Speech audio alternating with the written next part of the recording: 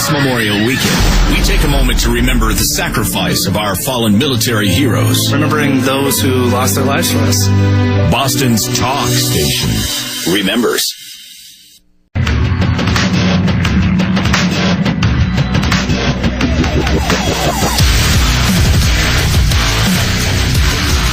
Good morning. Happy Memorial Day.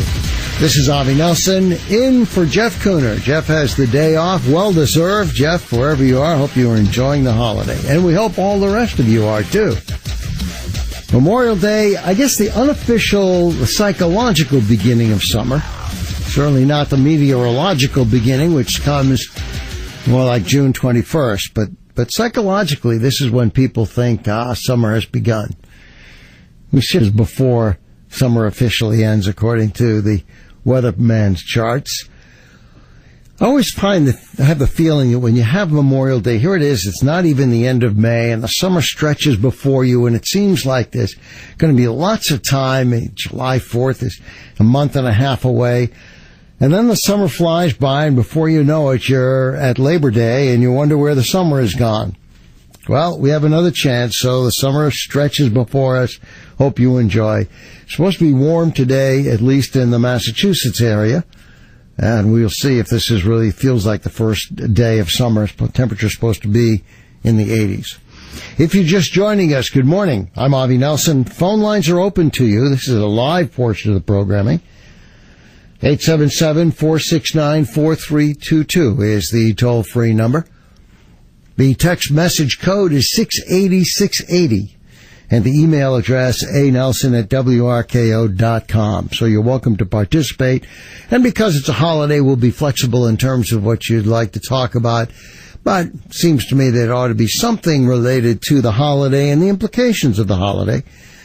Memorial Day is a day actually set aside to commemorate those who have died in the military service to the United States. In that regard, it differentiates from Veterans Day, which comes later in the fall, which is a celebration of all those who served. But obviously, the thoughts of the two holidays get blurred and there's overlap, and I don't see anything wrong with that. This was originally called Decoration Day, not Memorial Day.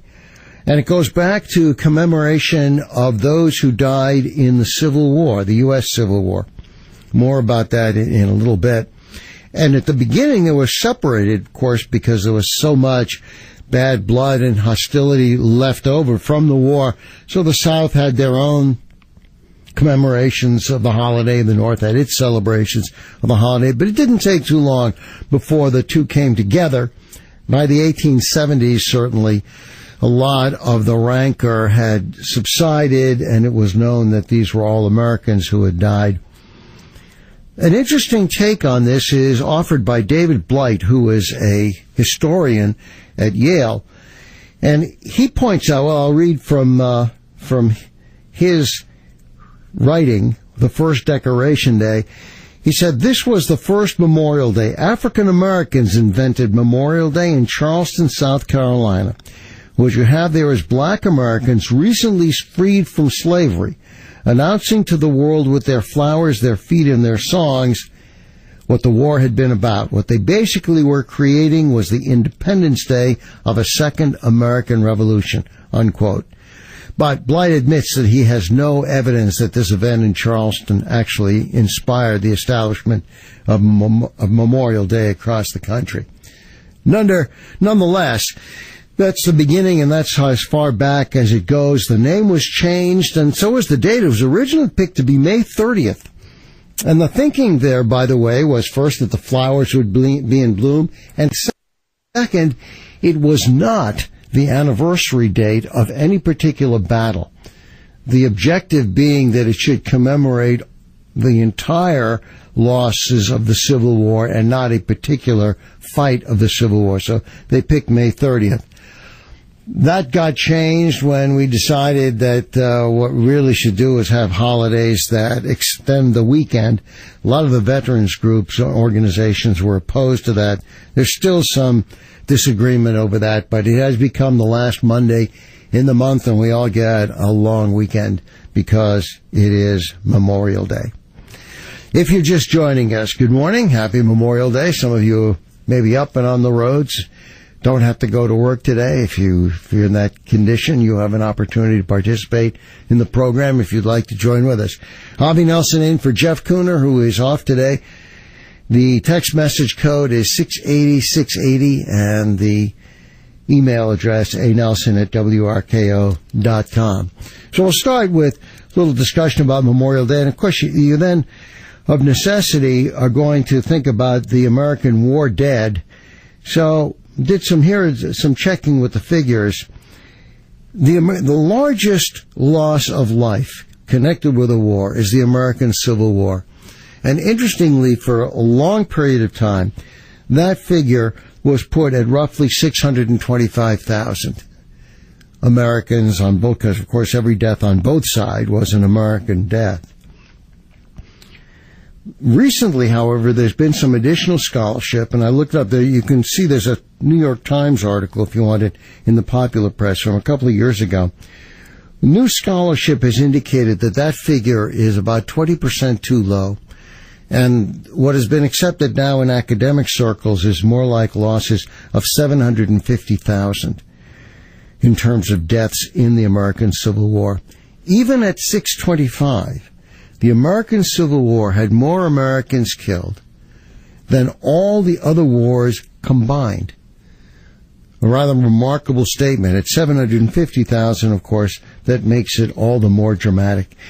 And if you look at it from the point of view of the population of the country, it means that nearly 2.5% of the population of the United States died because of the Civil War. That is dramatically larger than any other war. The second on the list in terms of percentage of the population is the American Revolutionary War, where about 0.9% of the American population died in the war. There were some 25,000 deaths estimated in the American Revolutionary War, but our population then was only 2.5 million. To give you an idea, now our population, the population of the American Civil War was on 31 million. Now our population is 10 times that, over 310 million.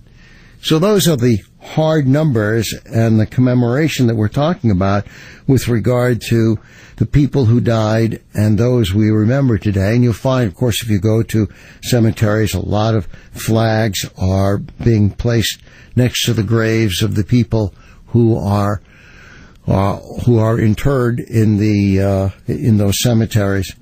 This is also coming up, by the way, next, I guess, a week and a half, is the anniversary of D-Day. It was June 6, 1944, and there'll be a lot of activities going on. I'm disappointed that I won't be there, because this is probably going to be the last time that many of the World War II vets will be attending that commemoration, that anniversary of the D-Day invasion. I mean, you do the arithmetic and you can see that they're already in their 90s, those who served 5 more years from now for the 75th. Precious few will be alive.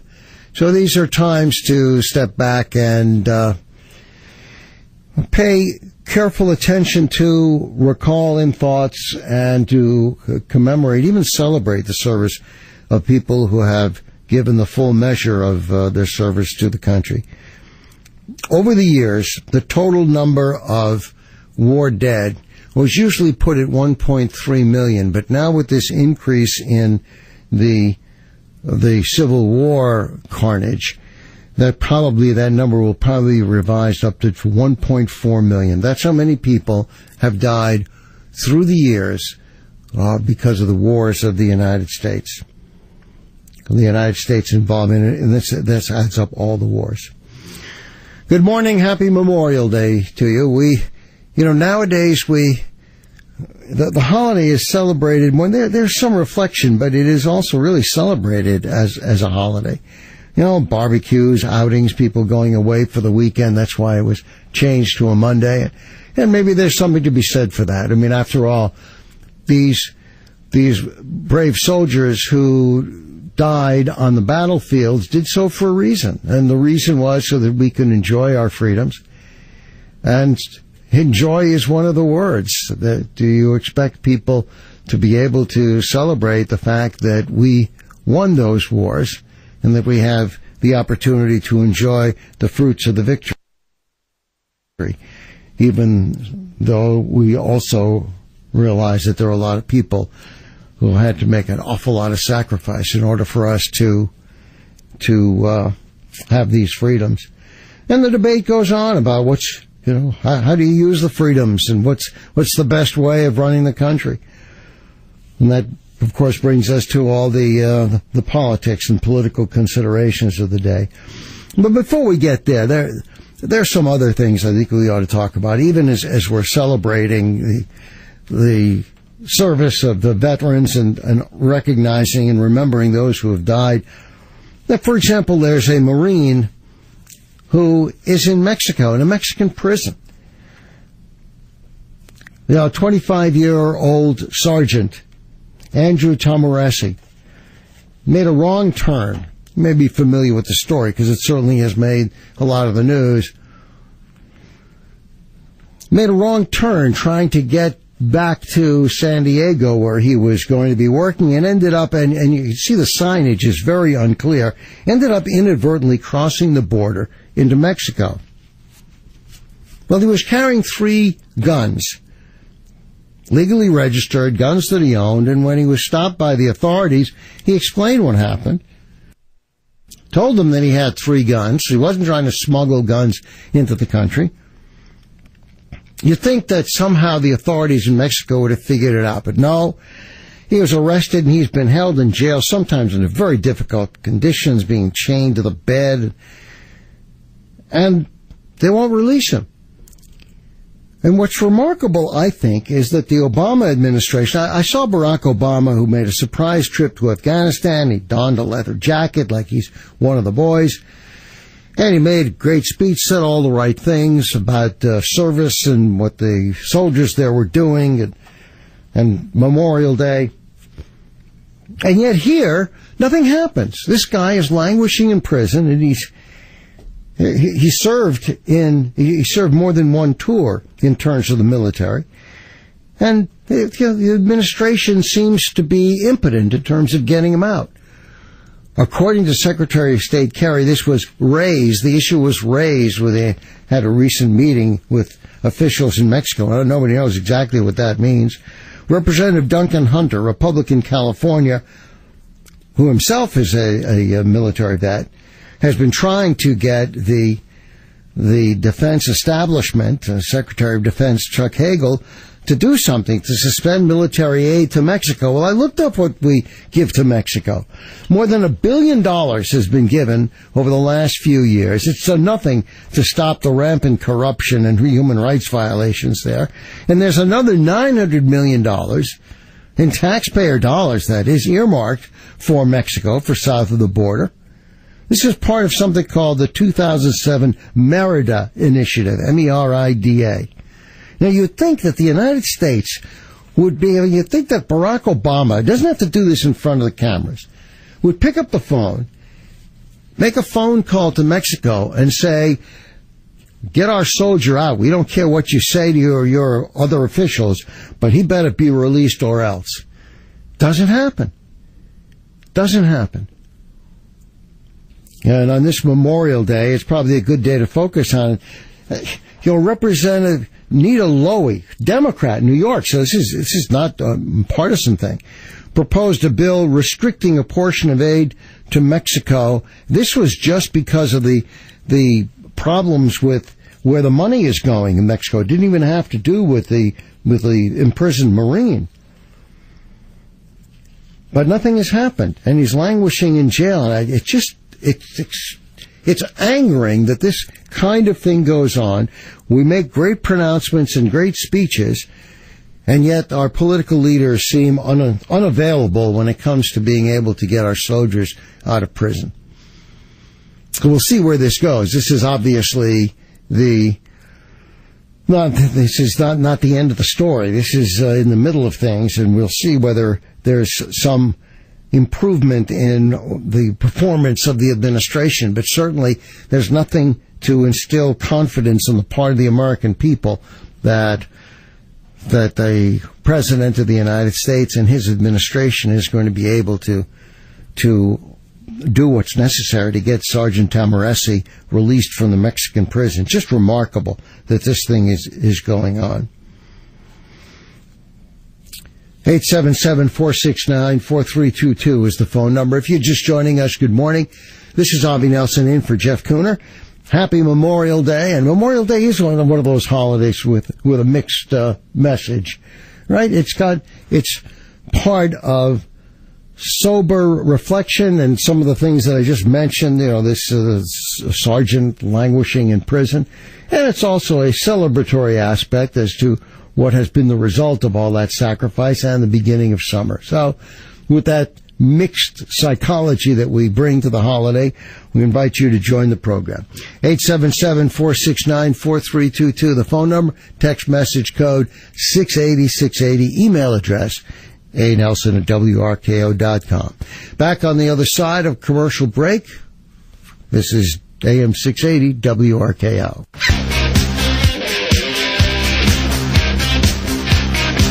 Welcome back. Good morning. Happy Memorial Day. All the above. This is Avi Nelson in for Jeff Kuhner this morning. Jeff has the day off. We'll be back with you tomorrow. We started the program, appropriately enough, I think, with considerations of Memorial Day. The good and the bad, the commemoration, the recollection of those who have died on the battlefields so that we might have the freedoms that we enjoy today. That's on the one hand, and on the other hand, enjoying the freedoms, the barbecues, the parades, the enjoyment, now celebrated the last Monday in the month of May so that we can have long weekends. 877-469-4322 is the phone number. Text message code 680-680. Email address anelson@wrko.com. Let's go to the telephone lines. Victor, you're first up. Happy Memorial Day. Hey, thank you, Avi. Same to you. And you might be surprised with my comment. I'm a former combat Marine and spent some time in, Marine Corps Air Station out in Santa Ana and San Diego area. And it was notorious back then not to go down to Mexico, not to go to Tijuana. And I'm old as dirt, okay? So this story is known to every Marine, in Southern California. And here's a guy that has weapons in his trunk. He's a Marine. He should have been paying attention to not the directions. How about paying attention to not having guns in your trunk and going near Tijuana? The guy, unfortunately he's locked up. But if we're going to play a favor with Mexico, let's do it for something other than someone that just did something stupid. Let's do something. Go ahead. Let me be a little bit fair to Sergeant Tamaresi. He was trying to get to California. He was moving out there, and apparently he does suffer from post-traumatic stress disorder. And he was moving his stuff out there, which is why he had the guns in the car. And he ended up, apparently a number of people have made this mistake. And I saw a video presentation of the story. There used to be a big sign that made it clear where you were supposed to turn, but that big sign is down and there's a little one on the ground. So it was a very easy mistake to make, and he didn't know he was making a mistake. He wasn't trying to go to Tijuana, and as soon as he realized that he had made the wrong turn, he told the authorities. They just wanted to turn around and go back. So there was no intention on his part to go to Tijuana. It was just a misdirection. Victor, we all know once a mistake happens, we all know how we should have avoided the mistake. The point is, though, that it was a mistake, and they're treating it as if he was trying to smuggle weapons in or, bring arms into the country for sale. And, they're mistreating him as a Marine. And you gotta have a little understanding that every once in a while something has happened that's not right, and the guy made a mistake, and let's get on with it. Gee whiz. Don't you think? No, I don't. I have compassion for, I understand your argument. The mistake wasn't going into Mexico. The mistake was going into Mexico with guns in your trunk. Yeah, but wait a minute. But as a Marine, You're taught this stuff. You're taught to have your head out of your butt. You're supposed to be paying attention in the world. And if the guy is suffering from mental disease, then all the more reason not to have guns in your trunk. That's all I'm saying. Victor, have you ever made a mistake? I have. Okay. I've made a lot of mistakes, but I don't want favored treatment because of my stupidity. Well, but wait a minute. I'm not sure about favored treatment, but there has to be an understanding as to what's going on. He wasn't trying to smuggle guns in. I didn't say he was. Well, I know, but they are. And so they have to, they've held him for a period of time now. You know, everybody's gotten the message. This whole thing is being overdone. Your transmission, Victor, we'll have to cut it because there's too much static in the background. You know, you say you couldn't understand. Well, okay, a little bit of understanding. Everybody knows that he made the mistake. We all know he shouldn't have done it. He knows he shouldn't have done it. The point is that, you know, every once in a while, I don't think he should have been arrested at all. I think there has to be some understanding. Look, we aren't robots.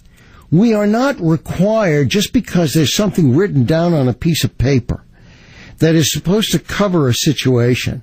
We're not required to deal with that in an unthinking way, as if we have no understanding that goes beyond the words on a piece of paper. Sure, there's some regulation about guns coming into Mexico. Understand that. But you also presumably have some authorities there, and if the border guards aren't smart enough to figure it out, some political figures higher up ought to understand that this is not the person you want to go after. I mean, Lord knows Mexico is a cesspool of violence and corruption. I mean, that's what I was reading before, that more than $1 billion of U.S. aid has done, this is what the story says, has done nothing to stem the rampant corruption and human rights violations within Mexican law enforcement.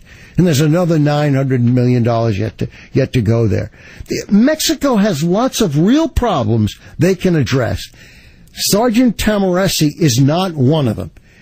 And you know, it's nice to be able to say, gee, the guy made a mistake. Haven't you ever been stopped by a police officer who just gives you a warning, even though it, you know, is a technical violation of a law? There's just got to be some broader perspective here. We're talking about people, not just enforcement of the law at the basic, well, the words say on a piece of paper. So, you know, to Victor and those of you who say, well, he shouldn't have done that. Yeah, we know he shouldn't have done that. But what was the that? The that was that he accidentally took weapons into Mexico, which he didn't intend to do. You know, we can be a little bit understanding. And in any event, even if you want to say, okay, he should have paid a penalty, he's paid the penalty. He's been there he's been in prison for a while. So, you know, it's time to, and there is something about defending your own. You know, Mexico is perfectly happy to take our money. By the way, you read the laws in Mexico about illegal immigrants to Mexico, and you'd wish that that's what we have. Mexico has no toleration for immigrants coming into their country, but they're perfectly happy to send a whole bunch of immigrants out of their country illegally into our country. So, you know, it's time for Mexico to step up here and do the right thing. 877-469-4322 is the phone number. 680 is the text message code. anelson@wrko.com is the email address. This is Avi Nelson in for Jeff Kuhner. Text from 617. Avi, this guy wasn't just arrested. He was put in the general population, one of the worst prisons in Mexico. His life was in jeopardy. Signed, Richard. That's correct. So, yeah, 781 said he was in the process of moving. That's why he had the guns with him. That's right. And that's what I mentioned. It's important to emphasize that. I mean, he wasn't trying to sneak something across. And as I say, the signage, if you look at the signage, other people have made that mistake. It's apparently a common error to make. It's just that they weren't stopped because they didn't have anything that the Mexican authorities could jump up and down about. Okay, let's go back to the telephone lines. Judy, you're next on the program. Good morning. Happy holiday. Good morning, Avi. Good to hear you this morning. Thank you. Avi, this is what's wrong with our country nowadays. Is people like Victor, no compassion, and he didn't even know the whole story before he called in with his anger about the situation. This poor young man. What I heard last night is he's been on bread and water. Yeah, he's also been chained for a while. All four limbs were chained to the bed. Now he's just chained with one leg to the... And being starved to death. And his mother has been trying to collect petitions. She was on Greta Van Susteren, and she was pleading to have people go and sign the petitions. Now, and to have the president even look at something, you need 100,000 signatures. Back then, when they were on TV about a week ago, she only had 18,000 signatures. It is now up to 69, but she still has 30,000 more signatures before. But Judy, you know, that 100,000 is in order to get the White House to look at it, right? Right. Yeah, you shouldn't need signatures for the White House to look at this. You know, I can understand if you want to have a petition that bans pigeons from the park, okay. Right. You can't expect the White House, every time 5 people want something to happen, you can't expect the White House to look at it. But this is in an entirely different category. This doesn't even need petitions. That's exactly right. But we're just trying to embarrass him by the petitions. Well, good. I mean, to get him to look. Yeah, I mean, here's a guy who served 2 tours in the Marine Corps, one in Iraq and one in Afghanistan. And by the way, I think he was arrested March 31st. It's awful. So do the arithmetic. I mean, it's not like it happened yesterday. He's been held for 2 months. And he tried to commit suicide, Yes, too. he did. Yeah, it's just so sad. And I just wish more people would go on this website and sign it just to force the president to really take a good look at this. And it shouldn't even be take a look. It should be get him out immediately. That's right. He should pick up the phone, call the president, and said, let me tell you something, bub. That guy better be out in the next 6 hours, or you're not getting a dime, and not only that, there'll be all sorts of repercussions. Right. But, you know, he must maybe what we ought to do is talk to Putin. Putin might be able to get him out sooner than Obama. Thanks for calling, Judy. Bye-bye, thank you. By the way, somebody texted in, here from 617, perhaps I missed the First Lady's Twitter #selfie to free Tom Moresi. Yeah, I don't know that she's done a selfie on that. She did do a selfie. Of course, that's probably the implication of the text message. She did do a selfie about the Nigerian girls, right? The 300 who were kidnapped by Boko Haram, the terrorist group. By the way, let me just a sidebar on that, since I mentioned it comes to mind. Remember that Boko Haram has said he's going to sell, the leader, is going to sell the girls into slavery? Did you ask yourself the question, who's going to buy the slaves? I mean, who traffics in slavery nowadays? Well, I only know of 2 groups that do. One are Africans, because until recently, the entire continent of Africa was based on a slave economy. It wasn't racial in the sense of black and white. It was blacks owning other blacks. It was a slave economy. There were a lot of primitive economies way back when. You know, the Roman Empire, the Greek Empire had slaves. They didn't care what the color was. So Africa was a slave continent. And the other are Arabs. There's slavery that goes on. Now, as soon as I say this, people are going to be outraged. Oh, how can you say such a thing? I will do the usual disclaimer. It's not all Africans. It's not all Arabs, but that's where it's coming. So that's where the slaves are going to be sold to if he follows through with that threat. Another reason why we should be happy on this Memorial Day that those people who sacrifice for us, we don't even consider things like that. For all the griping about that we do about this country, and I'm on the list of the gripers, and we try to make things better. But it is nice to know that we don't have to have those kinds of considerations. All right, 877-469-4322. If you're just joining us, good morning. Happy Memorial Day. And I know there'll be people who'll be upset when I say Happy Memorial Day. I mean it in the spirit in which it's being offered, which is the beginning of summer. Enjoy the holiday. But I do understand that part of the holiday, perhaps the most important part, is the contemplation of those 1.4 million people, Americans, who have died throughout the history of the United States in wars defending our right to have a happy holiday. 877-469-4322. Avi Nelson in for Jeff Kuhner. Mike, you're next on the program. Good morning, Mike. Yeah, good morning, Howie.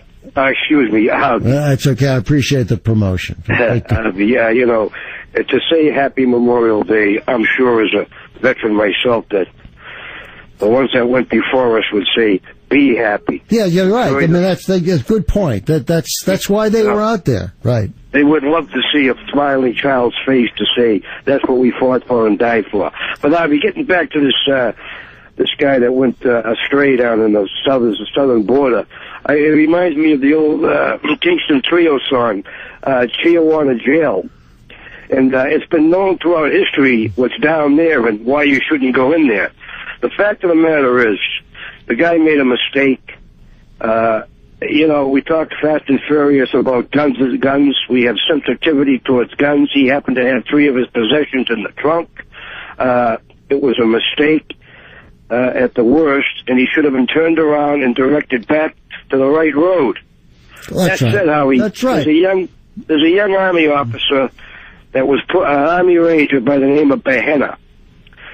If we're going to talk about incarcerated veterans, that's doing 18 years in a military prison for an act that he did in defense of his country in Iraq. His name is Behenna. And you talk about injustice. So let's spread the infield a little bit. Not only this kid should be released, but the tragedy of Lieutenant Behenna should be looked at. It was an injustice of the first order. Avi, thank you very much. You're the best. Thanks for calling. 877-469-4322. Getting some text messages on this from 978. 50 Democratic senators signed a letter to the Washington Redskins last Thursday for them to change the name.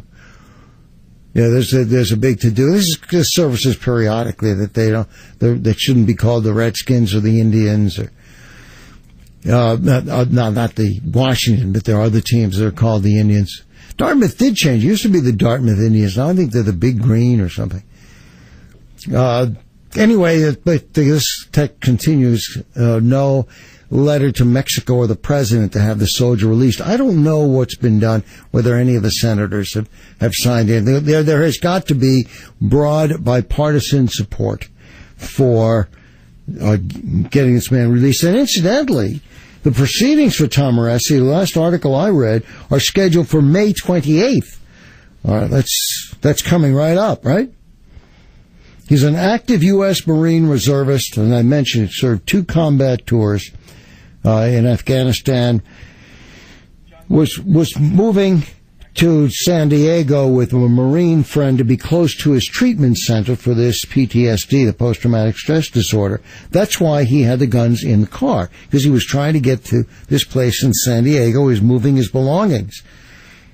So for those who say, I shouldn't have guns in the car, look, I don't know about you guys, but I've made mistakes, and after I've made the mistake, I can look back and see how I shouldn't have made the mistake.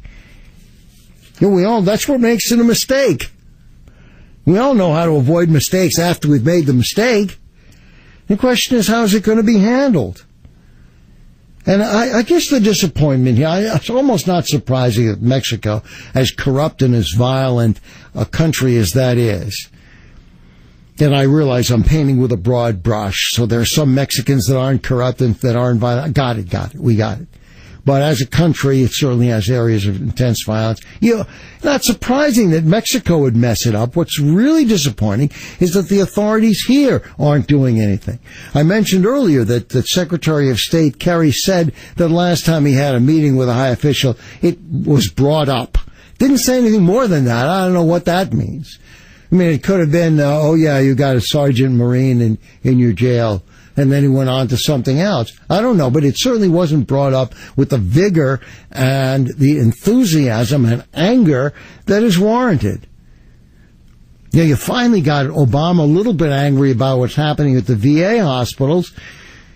He's sort of late to the to the theater here. He was always, they're always finding out about these things on the news. Well, maybe somebody ought to read him or show him a news clip of Sergeant Tamaresi so he'll be aware of it. And he can say, just found out about it, and we should do something about it. 877-469-4322. It's probably as good a commemoration day, the commemoration of Memorial Day action as could be envisioned by the White House. I must say, when I saw that speech that Obama gave to the troops in Afghanistan, and it was the usual stuff about Memorial Day, okay, this is what you expect the President of the United States to do. Going to Afghanistan was a nice touch. But I really expected, half expected, quarter expected, him to say something about this case. But no, not a word. 877-469-4322 is the phone number. Russ, you're next on the program. Happy Memorial Day. Same to you, Arby. You know, every time I attend a graveside service of a veteran and the flag is presented to the family, and the last thing I hear is from a grateful nation, as a Vietnam vet, it sounds good, but I question the validity of the statement. Are you a Vietnam vet? I am, yes. Oh, okay. And by the way, so was Mike, who preceded me, who was before me. Anyways, since so many Americans do not vote or get involved as our country is in decline, a grateful nation, I'm sorry, is a false statement. And as far as I'm concerned, the American left is running the country thanks to the ignorant people that do nothing or do not vote at all. Oh, Russ, if we didn't know you better, we would say that you might have become cynical. Look, you can be cynical. I don't like the way some of the politics is going either. But that cynicism has to manifest itself with a renewed commitment to make the changes that are necessary. I mean, if you really want to take a look at what we're commemorating here on Memorial Day, we're looking at the people who rose up when we were threatened with tyranny. We didn't just sit back and grouse and say, oh, it's awful. When Pearl Harbor happened, it brought us into World War II, and 3 days later, I guess technically 4 days later, it was December 11th, that Germany and Italy declared war on the United States. We didn't sit back. The recruiting stations were swamped with people who stood up and said, we're not going to let this pass. And that's got to be the objective, the thinking, the philosophy, mantra, if you will, with regard to politics. And, of course, we have an important election coming up in November, and we've got work to do. Pause for commercial break. Back on the other side. I'm Avi Nelson in for Jeff Kuhner. This is AM 680 WRKO.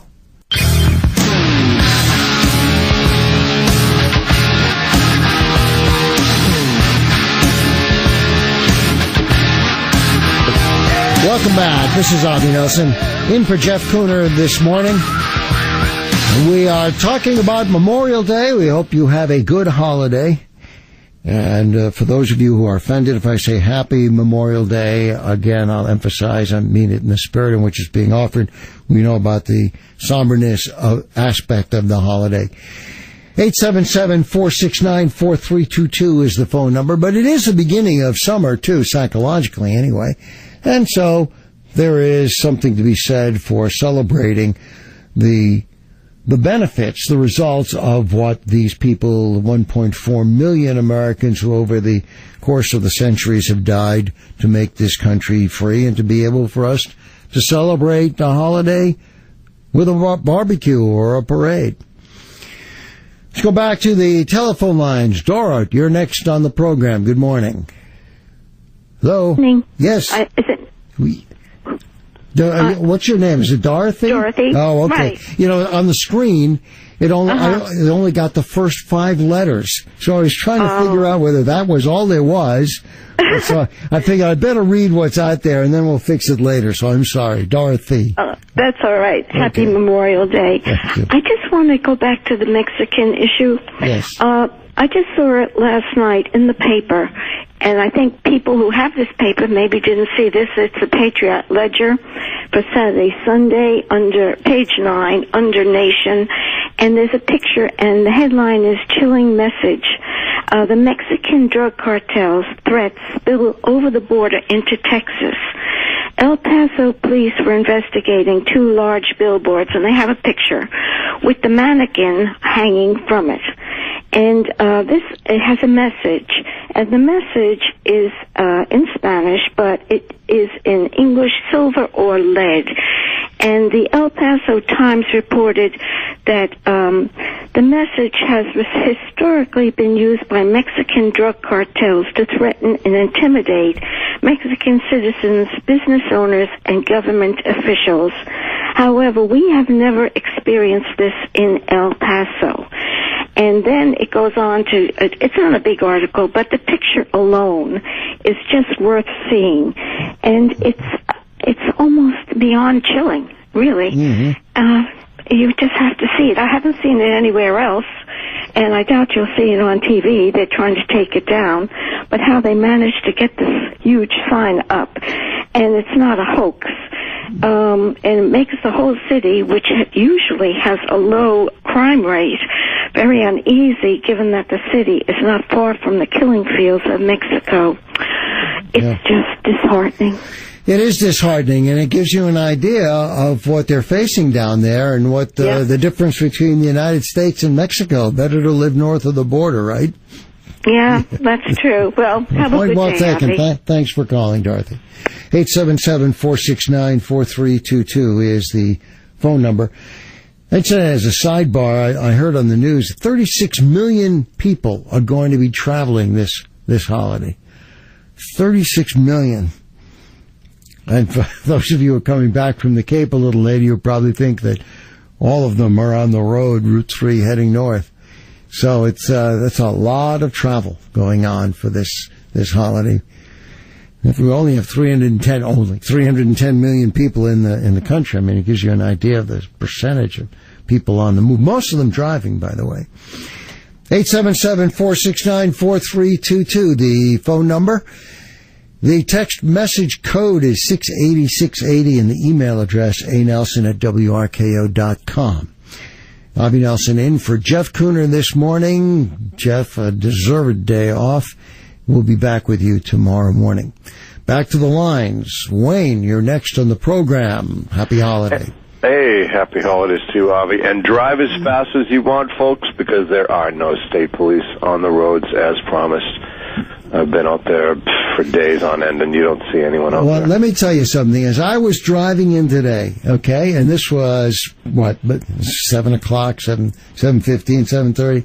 I was on Route 93 heading south toward Boston, and there was very little traffic, not, of course, what you'd expect on a Monday morning, understandably, because of the holiday. And sure enough, on the side of the road, a state trooper had pulled over someone. And so he was the one. Jeez. So when you say there are no troopers out there, I found myself thinking, gee whiz, a guy on the road at that hour is probably going to work on Memorial Day and gets pulled over for speeding. Give me a break. Hey, Avi, I think I was out of the country the week they had that petition out for Skip Gates. How did that turn out? For Skip Gates? For the beer summit. How did it turn out? Yeah, I mean, why do we have to... This government has things so backwards when it does come down to helping our own. It's good point. He got a beer summit at the White House. I wonder if Sergeant Tamaresi will get a beer summit at the White House. Huh? And I haven't watched much TV over the past few days, but I can guarantee you that this hasn't been mainstream. I mean, that's why he's been in there for 2 months. But, something like the tragedy in Nigeria, they are tragedies. A typhoon in the South Pacific, or what was that, a ship off the coast of Massachusetts. Whenever anything happens to other people, we're so quick to just jump to resources and millions of dollars. But when it comes to our own, I mean, case in point, the reason I called in was about the VA, that what we need is someone like Mitt Romney to go in there and just gut the whole system, because if they dump, the Congress allocated $100 billion, it's just going to be more government garbage, and nothing's going to change. they need another source of, private sector input to it to correct it. Oh, you're right. They do need that. And the first step comes with changing control of the Senate, which hopefully will come in November. But you're right. There has to be some significant change. I want to just go back for a moment to the first part of what you said, that when other people have tragedies or calamities, we're first in line to help. Nigeria, tsunamis, all this kind of stuff. And it's nice that we step up and do it. The problem isn't that we are helping others. The problem is that we're not helping our own. Right. The problem isn't that we express concern for the 300 poor girls who were kidnapped in Nigeria. The problem is that Sergeant Tamaresi has been in a Mexican jail for 2 months, and, the best we get is that the Secretary of State says, well, it was brought up with Mexican officials. That should have been the first thing out of his mouth at that table. Show that you got a pair of and something, just like, when President Obama, before he makes a speech about whatever the pertinent issue of the day is, when he throws in one of his little, side notes about something he's passionate about, that should have been the first thing. Should have been the first thing. Thanks, Wayne. Pause to update the world. Back on the other side. This is Avi Nelson in for Jeff Kuhner, AM 680 WRKO. News at the top and bottom, talk in between. Executing assigned host duties flawlessly because I can't do wrong. This is AM 680 WRKO, Boston. Welcome back. Good morning. Happy Memorial Day, if happy is the right word. It certainly is Memorial Day, and we wish you a happy beginning of summer. Avi Nelson filling in for Jeff Kuhner this morning. Jeff will be back with you tomorrow morning. Our phone number, 877-469-4322. The text message code, 680-680. Email address, anelson@wrko.com. Well, because it's a holiday, we're a little more flexible, so whatever you want to talk about, although obviously we've been talking about Memorial Day, and I took the opportunity to focus on Sergeant Andrew Tamaresi, a 25-year-old combat veteran who is languishing in a Mexican prison for accidentally making a wrong turn and had some guns in the car. By the way, if you try to look this up, you hear people say Tamaresi. The spelling is tricky. It's Tahmooresi. Some people have, we talked about the petition being signed to free him. There are a number of petitions that are circulating, but the one that the caller referenced and the one that will go to the White House is at petitions.whitehouse.com. And thanks to Cooksey for looking that up. And so for those of you who have texted and asking about that, that's the address, petitions.whitehouse.com. I have an idea. Did you hear in the news that Edward Snowden, who's now sitting in Russia, wants to come back to the United States, and under certain conditions he might come back? Well, I have an idea. If we had a fanfare, I would say let's play the fanfare. Let's do a swap with Snowden and Tamaresi. The Mexicans shouldn't care who they have in there, so we'll make him a deal. We'll take Tamaresi back. We'll give him Snowden. How's that for a deal? And everybody will have a happier Memorial Day. Snowden will probably feel better in Mexico anyway. He doesn't seem to like this country very much. By the way, speaking also, and your phone calls are welcome, by the way, 877-469-4322. But just one more point, and then we'll go to the telephone lines. I say a point, I mean a story. We'll talk about how we should be grateful and happy for all its flaws that we live here and not there. One of the theirs that we are glad we do not live is Iran. Perhaps you've seen those 6 Iranian students were arrested for posting a music video dancing to the song Happy on YouTube. Well, one of them said, "Thank you for thinking of us. We were finally released after 3 days in prison," but they're waiting for a court date. They're not released. They're just out of jail. To give you an idea of what happened when these students were arrested, the officers covered the peephole so that their faces would be obscured, This is as they knocked on the door. The armed police streamed inside, bashing and damaging everything in sight, videotaping all the while. One of the students' paintings and photographs were destroyed. They were taken to the police station, not permitted to use the toilet facilities, solitary confinement on the second day, extensive interrogation. And here's from the story. During their retention, the young women were forced to strip naked and perform squats in front of female police officers. This because they uploaded a video that shows the 6 of them dancing on the rooftops in Tehran. And get this, the great sin of all, the women were not wearing the hijab, the Iran's compulsory Islamic dress. No wonder they got arrested. I'm surprised they got released at all. So, you want to live in Iran, huh? Well, some things to be grateful for on this Memorial Day. 877-469-4322, the phone number. Quicksy, who do we have up next on the program? Howie, you're next. Good morning. Good morning, Abby. How are you? Fine, thanks.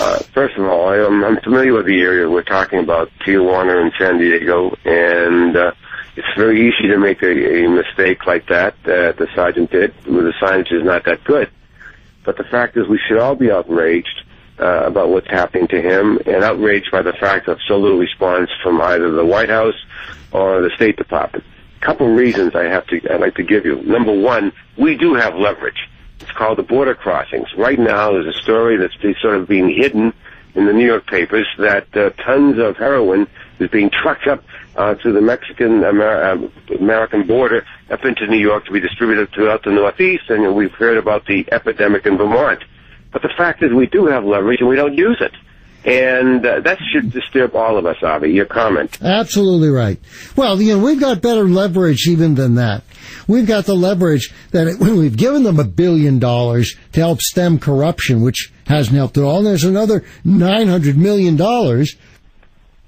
earmarked to go there with this called the Merida Initiative. Right. And, $900 million. The money talks, to say nothing of the threat that the United States can have, even if you don't go to the military option, but the interaction between Mexico and the United States, the trade, there are lots of things.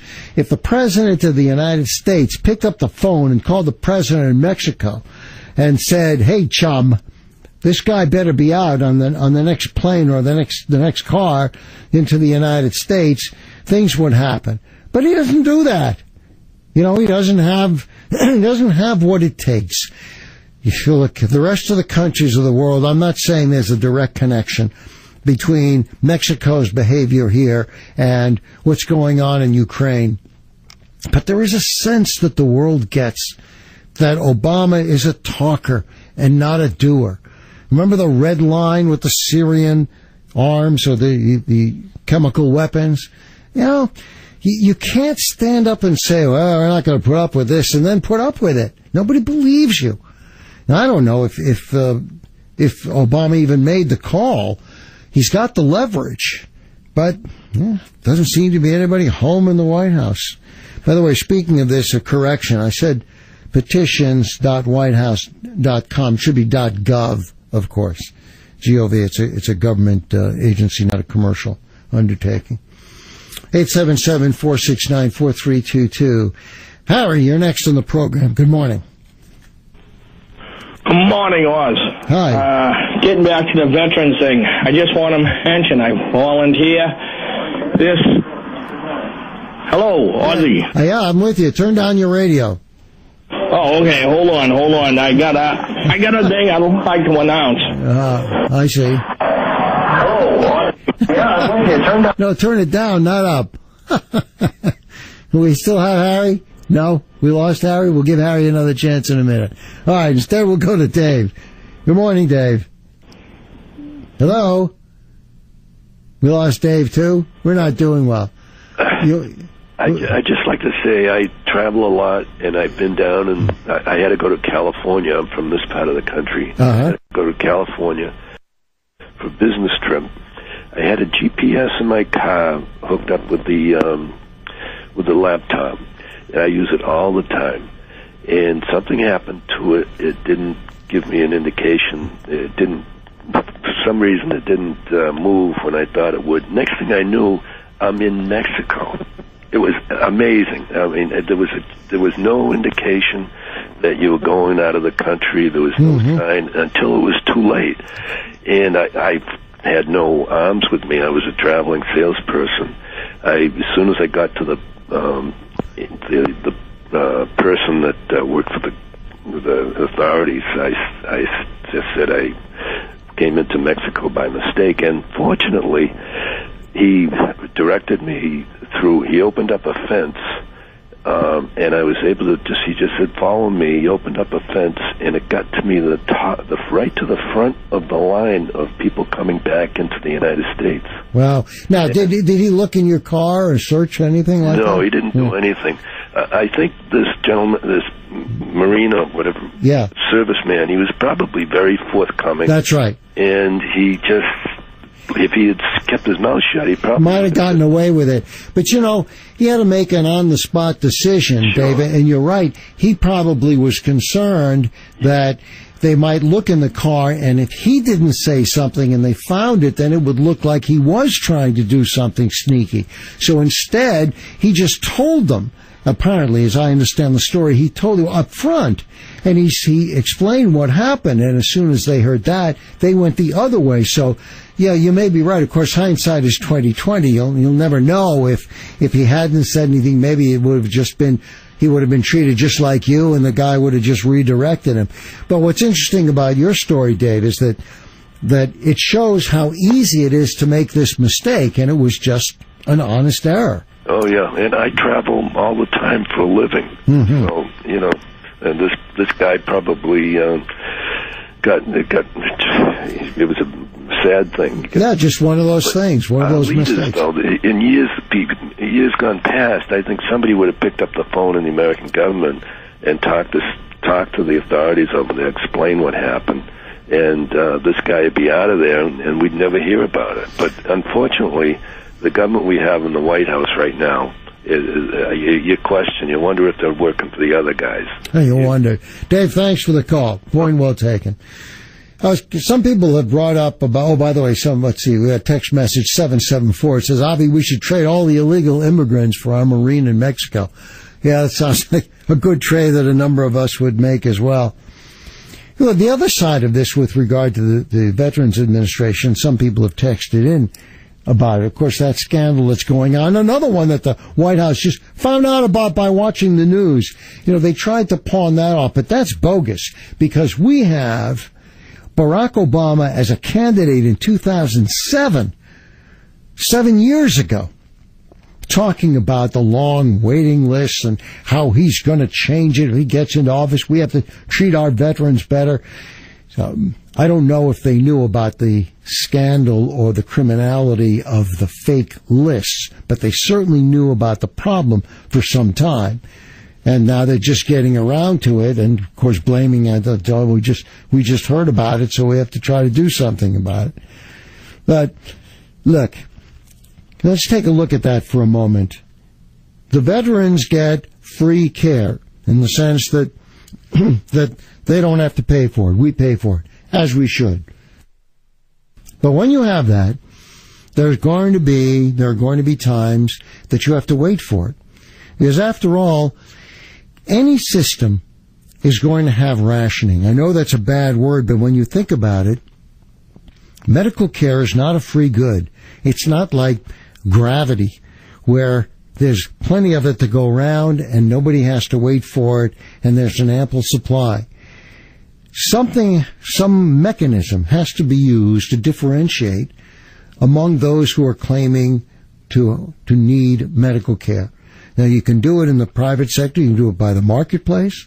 You can do it by price, which is frequently how we allocate resources if we're talking about widgets or furniture or automobiles.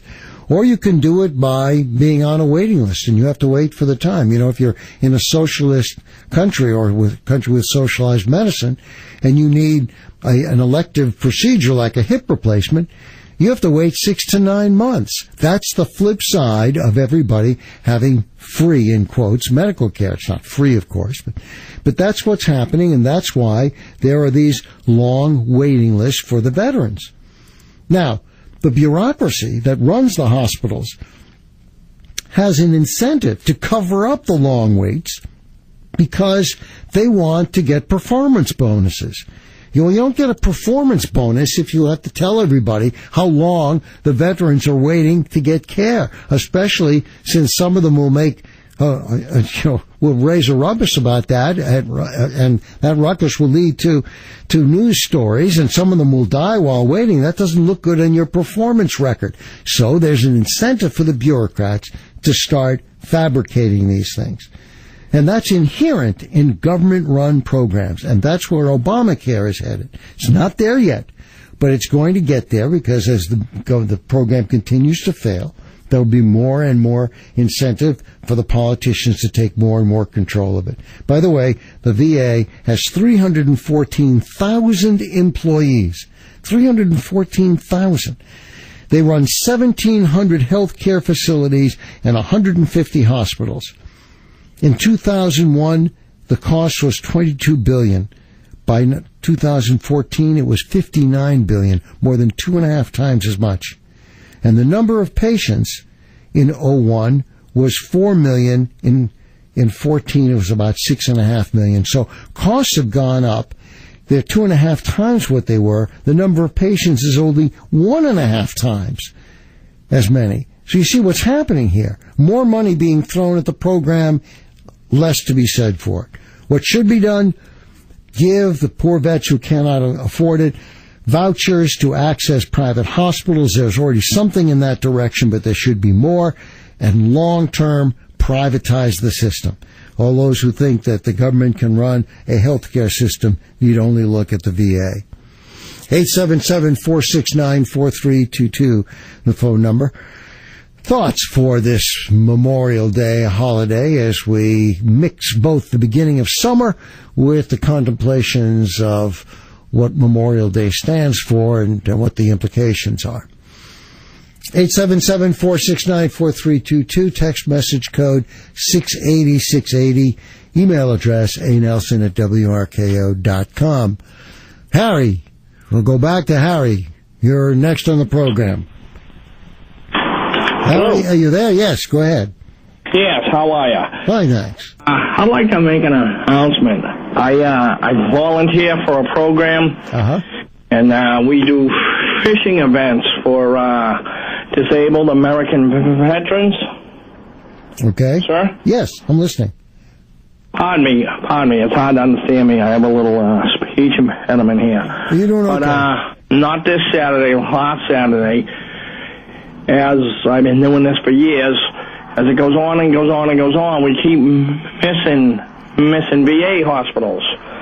And the story I get is, they can't get the drivers, they can't get the CNAs, and the bottom line is they're not getting approved the overtime.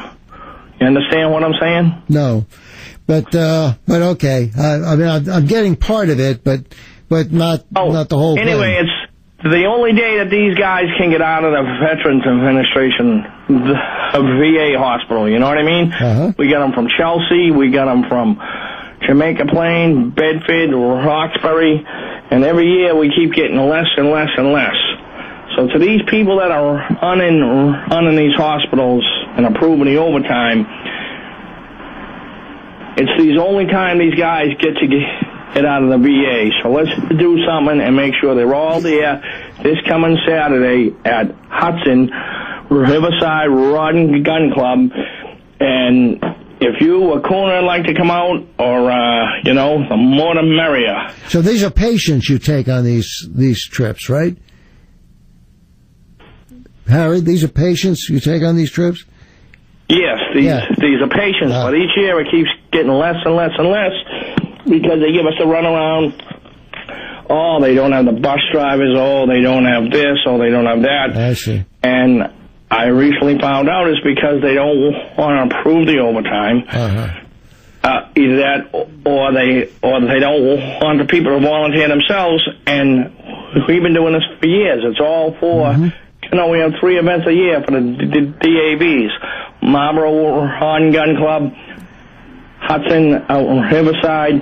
These people throw out a lot of money, a lot of their time to do the thing for the vets, and every year it gets less and less and less. Glad you're doing it, Harry. Good luck. Hope the next event will go well. Thanks for bringing it up. Thanks for calling. 877-469-4322 is the phone number. 680-680 is the text message code. Let me add some other things that, again, having to do with Memorial Day. You probably saw that the 9/11 Museum, the National 9/11 Museum in New York, has opened. And there's been some controversy with it because they're charging admission, and there's a gift shop. They're selling various items from T-shirts to backpacks to various things that people can buy that commemorate 9/11. And some people have been offended by that. Some people have taken the position that shouldn't be any fee charged, and somehow a gift shop is inappropriate. Well, I did some checking to see how this compares. The admission price varies. It's $18 for seniors. It can be as much as $24 to get into the 9/11 Museum. Now, the Holocaust Memorial Museum and the National Gallery in Washington are free. The Pearl Harbor Museum for the Arizona is also free. There's free admission. But keep in mind that both of those, or 3 of those, get money from the federal government. The museum, the National Museum, 9/11 Museum, receives no federal financing to cover any of the costs, and it's estimated that's going to be a $63 million operating budget. So, you have to, there are trade-offs here. The Oklahoma City National Memorial Museum, remember that's the one that commemorates the terrorist bombing there in 1995, also has a museum store. And it sells similar items, shirts, mugs, key rings, etc. So does the Holocaust Museum. So these are trade-offs that are made by the different different museums. And there was a story done by, let's see, I said $24 for adults, $15 for students. The Oklahoma City Museum, by the way, does have a charge. It's $12. And I mentioned the Arizona Memorial is free, but it's $25 to go to the Pacific Aviation Museum on Ford Island at Pearl Harbor. So there's a mix of these things, and there is free admission to the 9/11 Museum on Tuesday evenings between 5 and 8 p.m. There's also been a donation from the Helmsley Charitable Trust, which means that school groups can visit free for the next year. So it's a trade-off. There was a Times article that pointed out that most of the people who went there were not offended by that there was an admission fee or that they could buy things. I mean, there's a story of one person who bought the T-shirts for their grandchildren. I mean, these are kids who don't even know what the event was in terms of first-hand exposure. It's for them, it's already 13 years ago. So you have kids who, for them, it's like Pearl Harbor for us. Just before our time. So the controversy goes on. There's another element of the controversy, and that is a film which I haven't seen, which I guess portrays Muslims in a bad light. I can't understand why, considering they were the ones who flew the planes into the building. But there's some controversy now that maybe that film should be changed so as not to offend Muslims. Well, for the millionth time, we can say that we know that it's not all Muslims, but the reality is that this was done in the name of Islam and in the name of their God, and therefore it's kind of hard to expunge it and still be accurate to the details. I don't know where that's going to go, but as far as I'm concerned, tell the story straight. And incidentally, here's a little bit of arithmetic for you. I was thinking about it. What percentage of Muslims do you think are terrorists? A very small percentage, right? Well, what would you say? Would you say it's 1%? A tenth of 1%? 100th of 1%? I'll take the latter. Okay, how's that? 100th of 1%. That means 99.99% of Muslims are not terrorists. Would you say that's a pretty fair number? Okay, now bear with me on the arithmetic. There are about 1 billion Muslims in the world. That's 10 to the 9th. If you take 100th of 1%, that's 10 to the minus 4. If you multiply those two together, you end up with 10 to the 5. 10 to the 5 is 100,000. So if you have 100th of 1% of the Muslims in the world are terrorists, that would be 100,000 terrorists. That's pretty frightening, isn't it? Maybe if there were more outrage from the Muslim community, maybe more dramatic action taken by the Muslims, more disavowal of what's going on by this handful of terrorists, maybe those terrorists would be dissuaded from doing what they're doing. There wouldn't be as many easy recruits. There don't seem too much of that. Anyway, I thought rather sobering, isn't it, that even if 99.99% of Muslims are nonviolent, that leaves an awful lot of people bent on killing those who are not of the same religion. Your thoughts are welcome. 877-469-4322 is the phone number. This is Avi Nelson in for Jeff Kuhner this morning. Jeff will be back with you tomorrow. The text message code is 680-680. Let's go back to the telephone lines. And Mike, good morning and happy Memorial Day. Hello. Hi, Mike. Avi, I'm always glad to hear you substitute. Thank you. Oh, we lost Mike. See that? Someone says a kind word to me and he's gone. We have a tough crew here. 877-469-4322. By the way, some of you have said nice things on the email, in the text messages, and I appreciate that. I don't read them out loud, but it's always nice. And we invite you, even if your comments are not complimentary, to come. We got Mike back? Okay, Mike, you've been rejuvenated, Mike. Mike, right. Just don't say anything. Just don't say anything. You've been an inspiration over the years.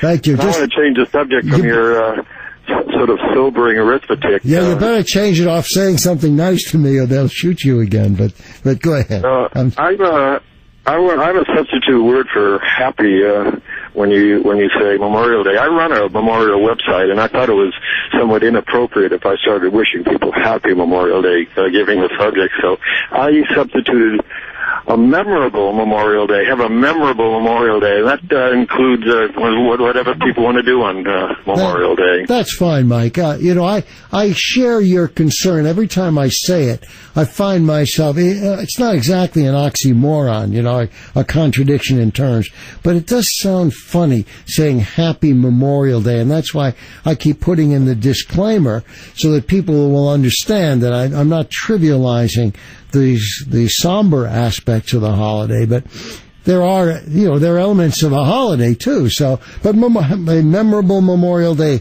fine, by all means. That's great. Okay, that's it. That's it. A major contribution. Thanks, Mike. Thanks for calling. Bye. 877-469-432. Memorable sense. Yeah, I understand what he's reaching for. I think we all do, but it's somehow a little bit, what should we say, awkward or almost clumsy. I don't know what the right word is for a holiday where, on the one hand we have barbecues and it's deliberately set to be on a Monday so we can have a long weekend. I mean, these are not commensurate with the somber numbers that I've given through the program of all the people who have been killed so that we can have a barbecue. The 1.4 million people that this holiday directly remembers, the 1.4 million servicemen, and to some women, but overwhelmingly men, who have died through the centuries in military service. 750,000 of those, in other words, more than half, in one war alone, the American Civil War. That war had more killed Americans, dead Americans after that war, or in that war, than all the other wars combined. All of them. World War II, World War I. World War II was about 400,000. That's the second largest. 877-469-4322. Do we have to take a break, Cooks, or do we go right on? We go right on. Okay. You are the beneficiaries of that decision. 877-469-4322. Hank, good morning. You're next on the program. Happy Memorial Day.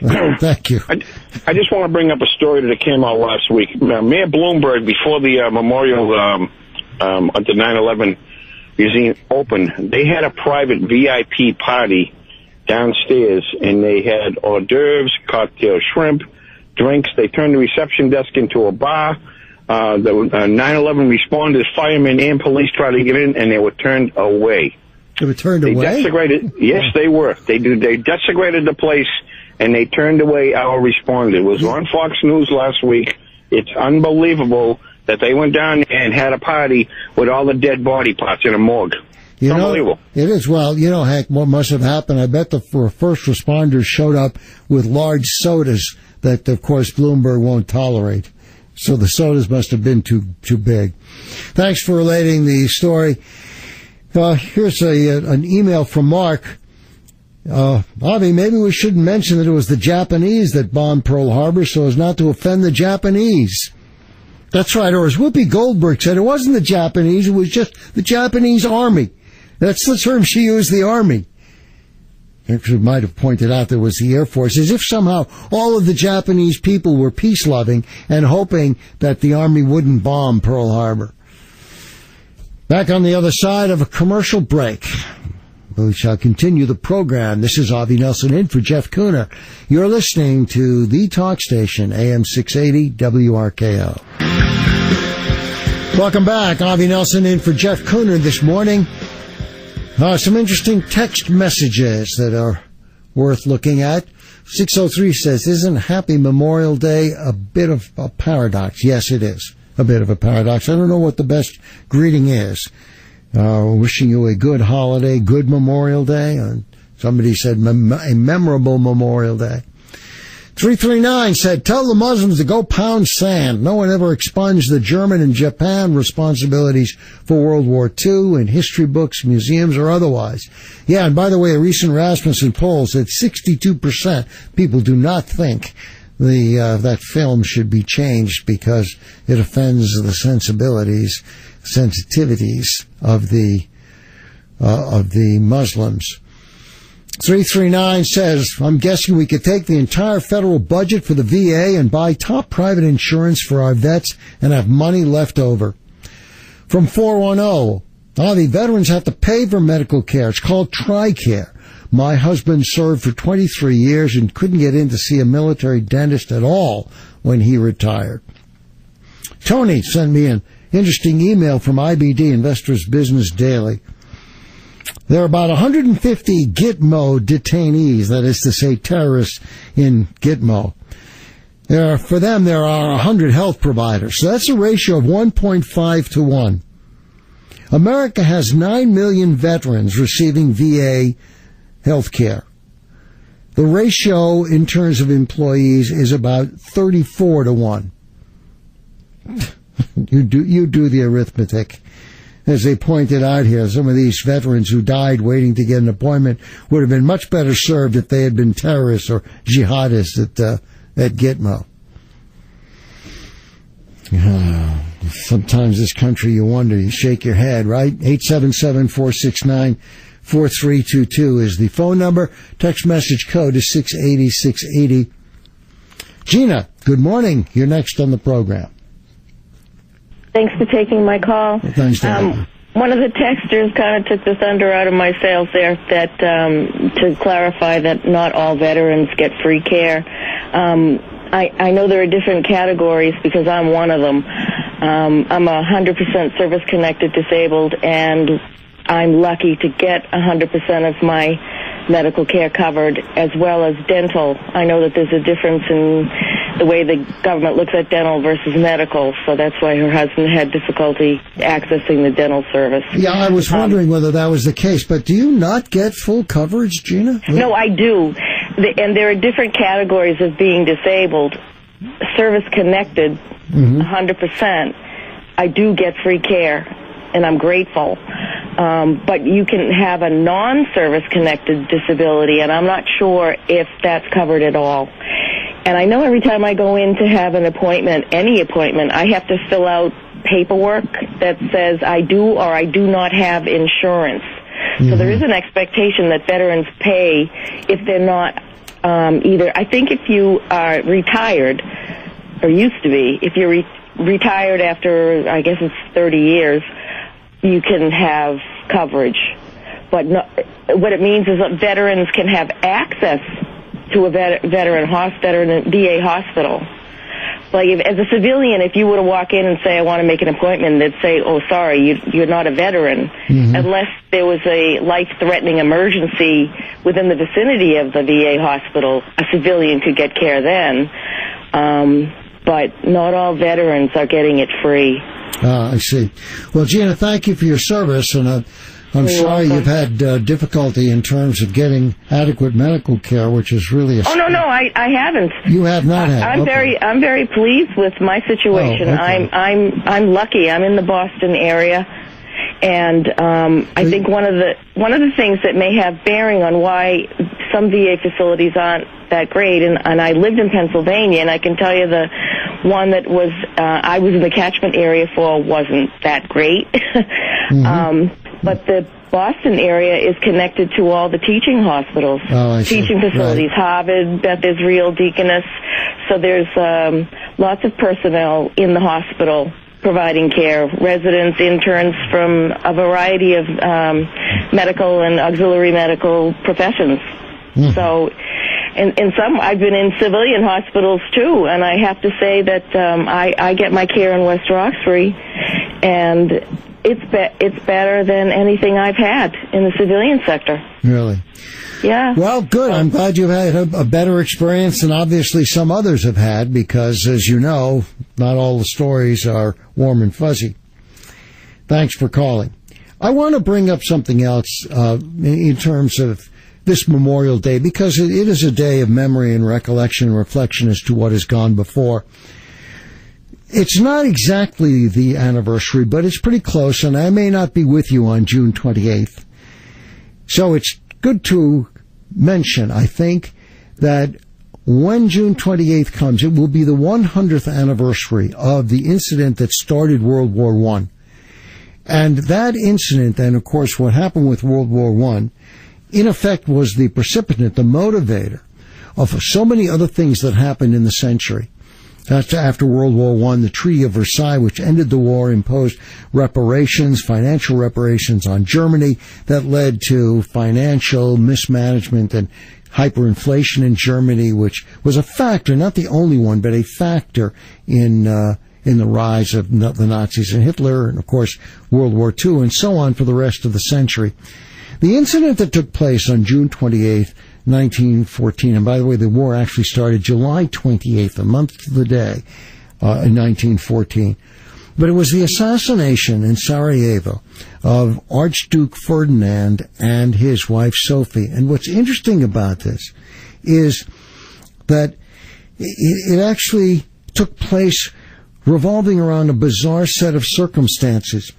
What had happened was that the Archduke and his wife came to visit, even though it was not a good time. There was strain.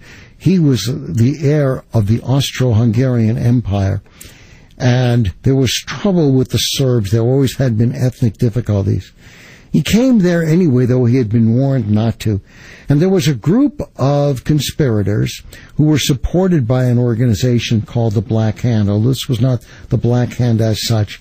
And they took it upon themselves to try to assassinate the Archduke. There were a handful of them. And they knew what the road was going to be, and when the car went by, each of them was supposed to either throw a grenade or shoot to try to kill the Archduke. And the first one went by, and the car went by the first terrorist from the Archduke's point of view, and he lost his nerve. The second guy hurled a grenade at the car, but the driver saw it coming, and he accelerated.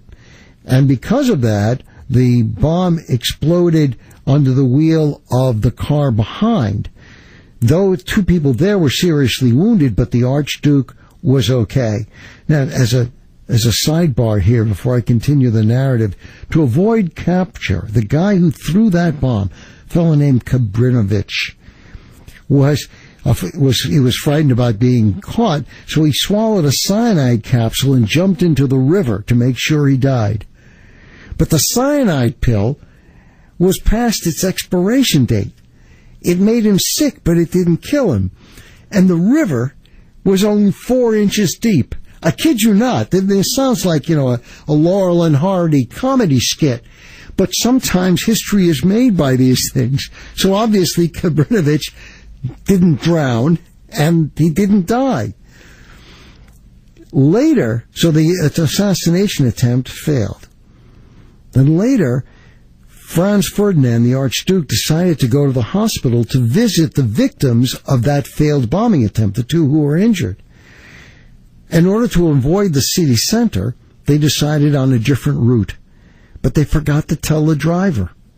So the driver was going to the hospital, and he took a turn off the main street. When he realized his mistake, he stopped the car to back up to reverse direction and go back on the route he should have taken. At that point, another one of the conspirators, Gavrilo Princip, had gone into a cafe figuring that the whole mission had failed, and he had gone in for a sandwich. He comes out of the cafe, and there, staring right at him, is the Archduke's car. And notice, only because there was a mistake in a turn here. He stood about 5 feet away. He took out a gun. He shot the Archduke. The wife of the Archduke, Sophie, threw herself across her husband's body to protect him. He fired again, this time shooting Sophie. Both of them died within an hour. And that led ultimately to the Austro-Hungarian Empire was very angry. The Austrians were very angry at the Serbs. They threatened retaliation. The alliances lined up, and we can go into the details at some other time, but it involved Russia and Germany and France, and then ultimately England, and the world went to war. And it was indeed a world war. It was all over. We think of the trench lines in Europe as being, the Western Front and the challenges of stagnant warfare. But this was fought in Africa. It was fought in the Far East. It was fought on the seas. It was fought everywhere. And at the beginning, the war was not stagnant at all. But it all turned on this event that took place on June 28, 1914. Incidentally, Princip was apprehended and brought to trial. And, it provoked riots and people were down. You'd think he would get the death penalty. Well, it turns out Princip was 17 days away from his 20th birthday, and the law said you couldn't have capital punishment to anybody under 20. So he got the maximum sentence, which was 20 years in prison, which means he would have come out at age 40. But he got some pretty harsh treatment in prison and ended up contracting tuberculosis and died in April of 1918, a few months before World War I ended. And one other interesting sidebar here, the prison that he was taken to and where he stayed and where he died was called Terezin. The German name for it was Theresienstadt. And during World War II, this became one of the infamous concentration camps, and although it wasn't a death camp, tens of thousands of people were killed in that concentration camp because of the conditions, and so it became much better known under the Nazis than it was at that time, but it was in Terezin that Princip was imprisoned. And now, in those areas in Serbia, the Princip is a hero. There's a museum there, there's a street named after him. So even to this day, the ethnic intensity and the ethnic challenges, opposition one to another, continues as we find it in other parts of the world. Okay, we're going to have to pause to pay some bills. Back on the other side. In for Jeff Kuhner this morning, I'm Avi Nelson, and this is your talk station, AM 680 WRKO. Welcome back. Avi Nelson in for Jeff Kuhner. Let's go to the lines. Alan, good morning. You're next on the program. Hello, Alan. Today is Memorial Day, and we honor those men and women who had said, who more than life, their country loved, and mercy more than life. These are men and women, mostly men, but who laid down their lives for freedom, for our freedom. And I tell you, I'm getting so irritated that over 1 million folks, men, have laid down their life for our freedom and for our liberties, and we sit back on our corpulent derrieres and watch this president steal these liberties that we fought and died for. I really would hope that the people of Boston and of Massachusetts would stand up against this tyranny and vote and make a noise, talk to their neighbors, talk to their friends, that freedom that we have enjoyed is slipping away right before our eyes, and stop letting it.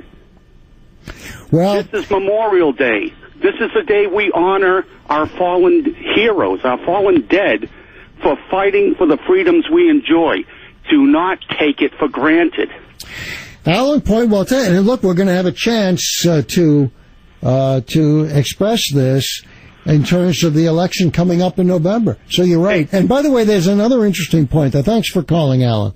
There's another interesting point here, and that is, the erosion of freedom, when it's gradual, we don't notice it in a way, and so we tolerate it. When Pearl Harbor happened and there was a direct challenge, we rose to that challenge. But when it happens drip by drip, another bureaucracy, another regulation, it can get by us. So Alan's point in that regard, apart from the anger, is well taken. That's going to do it for us. One last point I want to make. The German hyperinflation was 29,000% at its peak, and that's not even the worst hyperinflation ever. So that's going to do it for us. Have yourself a good holiday, a memorable holiday, if you will. Jeff will be back tomorrow. Cooksey, thank you for producing. This is Avi Nelson. Hope to see you again soon. Have a good day. News at the top and bottom, talk in between. Why don't view us as the Republican base? I view us as American citizens. This is AM 680 WRKO, Boston.